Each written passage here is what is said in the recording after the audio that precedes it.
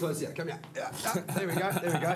It's time to care a bit. We are bringing wonderful people together, as we have been doing for the last couple of weeks. I think you and I have been very lucky to do a lot of these interviews. What has it been like for you meeting some of the greatest minds? You know, we talk about the Great Gatsby being a rags to riches story. I mean, we've met some of the keenest, sharpest business minds in the country. What's that been like for you? It's true. It's been very inspirational, and I think these are, you know, the guys by which the youth of nowadays should be focusing their compass. You know, steering that way. Justin Stanford, for one, was an amazing young man. What a gem of a guy, man. He decided in school already at the age of 16 he was going to take on this major journey, and he's made such a success of it, man. It's been absolutely amazing meeting these guys. And today we meet such a gentleman as well, who's kind of known as the Richard Branson of South Africa. He's the winner of the Sanlam Entrepreneur of the Year Award in 2012. Also, he won an award at the Africa SMME Awards in 2012 as well. Michael Eilertsen, quite a man indeed, man. And there was, again, some pretty stiff opposition this year. Let's meet the man. The mark of a true entrepreneur is the ability to fill a gap in the market without hesitation. Finalist in both the Entrepreneur of the Year and the Africa SMME Awards 2012, Michael Eilertsen started his first venture in grade 5 selling marbles and later sold breakfast packs at university. So now your first year at UJ, back then it was called Drow, you started Breakfast Boy. What was that about and what did it teach you about business? I had the idea, you know, everyone in business is too busy, they're up early, they're on work, and you don't have time to have a proper breakfast on the way. And so I thought, you know, my classes start at 9 o'clock. If I want to open up my own business, I can only run it from 6 until 9. What can I do? So I came up with the idea to create a breakfast on the side of the road, and I'm talking about a giant muffin, a series, a fruit juice, a piece of fruit, a yogurt, a snacker, all of this inside a pack for 10 Rand on the way into work. So I'd get up at 3 in the morning, I'd bake these giant muffins. I was on the corner of Conrad and Jan Smuts every single morning from 6 until 9. But I think the lucky thing, you know, and the way, you know, and this is one of the things I almost learned early on, is that you've got to find a way to connect with your markets and engage with them in a completely different manner. Michael carried this philosophy into his other business ventures, and later he expanded his venture to dispensing soft drinks at sports stadiums. So now with entrepreneurship, do you think you're born with that? Is that inherent, or do circumstances open that opportunity for you? I've been off this so often, and I think it's both. I think in some cases, you know, people are naturally inclined to see a gap and want to go over it, and there's those who are undoubtedly born with an entrepreneurial skill. I think that there's others, though, that land up being pushed into the situation through circumstance, and they go in there, and both have equal chance of success. The key thing, though, is that whether they go into starting a business with the mindset of surviving or the mindset of thriving. If they're going in there to say, I want to survive, you know, the guys who are pushed into the circumstance say, I need to find a new way to survive, I need to be able to make ends meet, that is the wrong mentality to do it.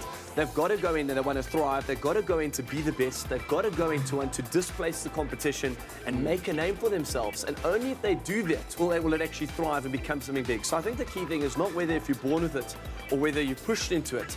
It's whether the mindset you go in there is a thriving mindset or a surviving mindset. And if you're thriving, you're 90% of the way there. The big time came when Michael founded his current company in 2007.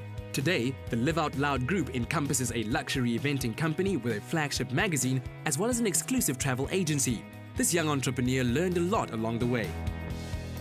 What are the mistakes you think people make in businesses? Linda, I've made numerous ones myself. Let me tell you, I've got 5 mistakes that if I could have gone back and changed now, it would be a game changer for me. First and foremost, you've got to, you know, the mistakes that I made was you've got to get yourself a top-of-the-range accountant. You know, a bookkeeper doesn't suffice, someone who doesn't understand your business day to day.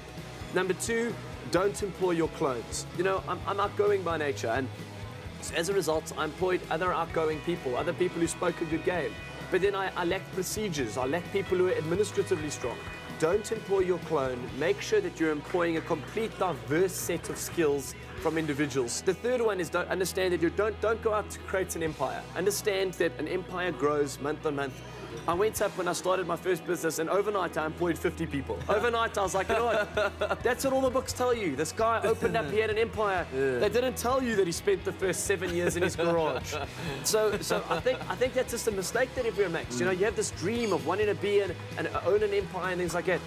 And as a result, you don't have a chance to grow into you know, to grow into the shadow that you're casting. The 2 things he learned the hard way are, don't celebrate a deal before the paperwork is signed, and, as the owner, lead rather than being overly involved with the details. Trust your team. They tell you that you need to have a huge capital outlay to start a business. It is the biggest load of rubbish. You do not need capital to start a business. You do not need an elaborate business plan that need to get going. You just need to have the courage and a good idea. Allow it to start small. I started on the side of the road selling breakfasts, and I grew that business ultimately into the company now that has all these other aspects and all these other dimensions to it. Allow yourself to grow into that. Just have the courage to take that last step, because every time I sit next to a South African youth, they tell me this amazing idea of what they have for a business. The problem is that 6 months from now, they still got that amazing idea and they haven't done anything with it. And start off, one last thing, to be the best. Do not start off to survive. Do not start off to be a sideline player.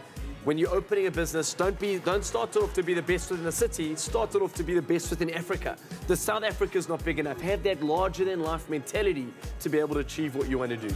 30-year-old Michael Eilertsen firmly believes inspiration will find you, but it needs to find you working. Get off your seat and take the leap. Good things will follow when you're willing and able.